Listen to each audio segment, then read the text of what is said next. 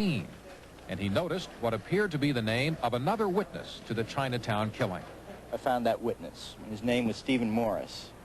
And when we finally reached him in Los Angeles, he astonished us by telling us that he was only 12 feet away at the time of the killing, and that he had reported this to the police the next day, and that had been called by a police inspector twice. In other words, a percipient witness closer than any other witness to the case had been known to the police, and his very existence had not been revealed to the defense.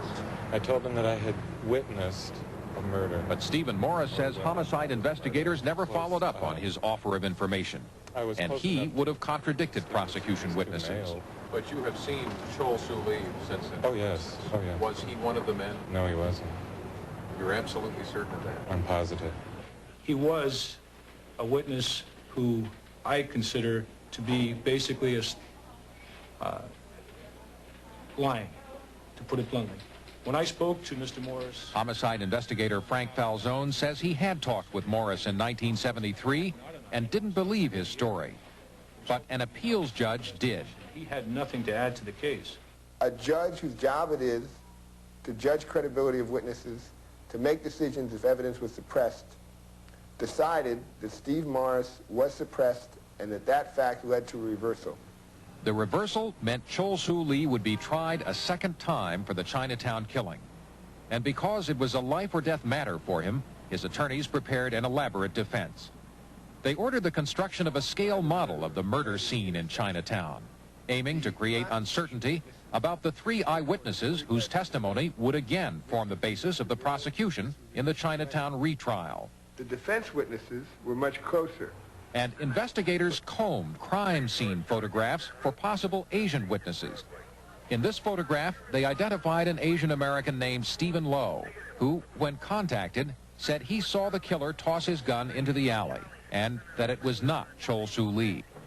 In fact, 5 possible suspects had been picked out of a mugshot book by witnesses just after the shooting. But when the police lineup was held, only one, Chol Soo Lee, was shown to those witnesses. Next, attorneys discovered that one of the 3 prosecution witnesses, David Lennon, had worked at San Francisco's juvenile hall 4 years before the Chinatown murder, and that one of the inmates with whom he'd had contact was Chol Soo Lee. What is clear to everyone now involved in this case, except for maybe Dave Lennon, is that the person he picked out was the boy he had seen in juvenile hall that he saw again in the photograph that was 4 years old. But David Lennon, who refused to be interviewed, stands by his identification, and so do police. I personally handled most of the identification processes that were used the night the murder occurred and the lineup on the days that followed. And in my judgment, I can understand possibly an error somewhere along the line regarding Mr. Lennon, but when you have 2 other individuals also identifying the same person, I was convinced myself that Mr. Lee had done the shooting. Aside from criticizing police methods, the defense relied fundamentally on questioning whether any of the prosecution witnesses had the time or the ability to identify the killer. Now, what would be the problem, say, with the witnesses who were standing over on that corner? Why couldn't they make a positive identification? Well, if you look over there, there's an Asian couple standing over there. Now look away, because you only had no more than 3 or 4 seconds. Suppose that you're looking at a book with hundreds of Asian faces in it and asked to pick out a few faces a few hours later. You see how difficult it is? Cross-racial ID. It's one of the enormous problems. If you're not Asian, you're not likely to identify someone who is Asian as easily. As the defense attacked the basis of the evidence that had sent Chol to prison, prosecutors, regrouping to try Chol again for the Chinatown killing, also added a new twist.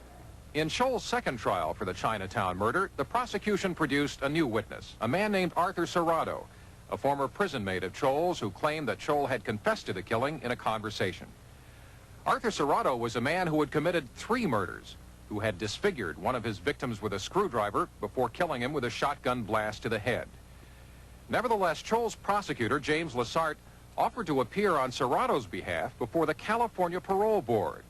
So in a sense, the prosecution was offering to aid a man who had acknowledged committing multiple murders to convict a man whose guilt was in doubt.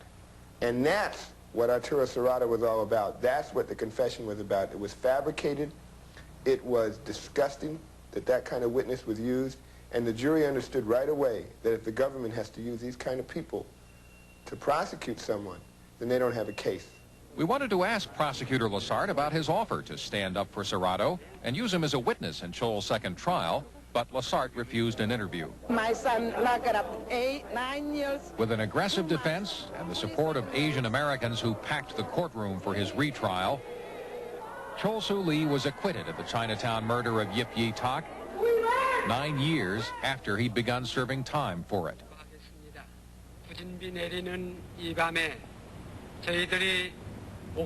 Despite the victory, Chol remained in San Quentin, remained on death row, because he had killed Morris and Needham after being sent to prison.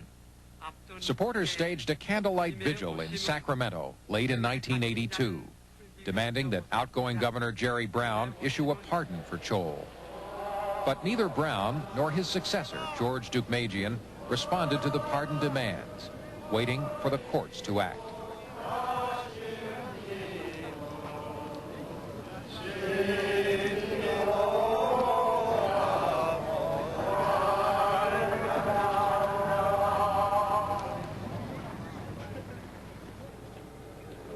The courts did act. An appeals judge overturned Chol's second murder conviction and ordered a retrial in that case. Finally eligible for bail, Chol walked out of San Quentin on March 28th on a $250,000 bail raised by his defense committee. His future is still clouded by the murder charges he must face again in the prison killing. A killing that occurred because he was locked away for a murder conviction a jury later determined was wrong. What is the status of his retrial? Hugh, the state has set his trial date for July 11th, giving his attorneys a short time to raise money and prepare his defense. Very short. Thank you, Bob. Well, next, Tom Jarrell with a 4-month ABC News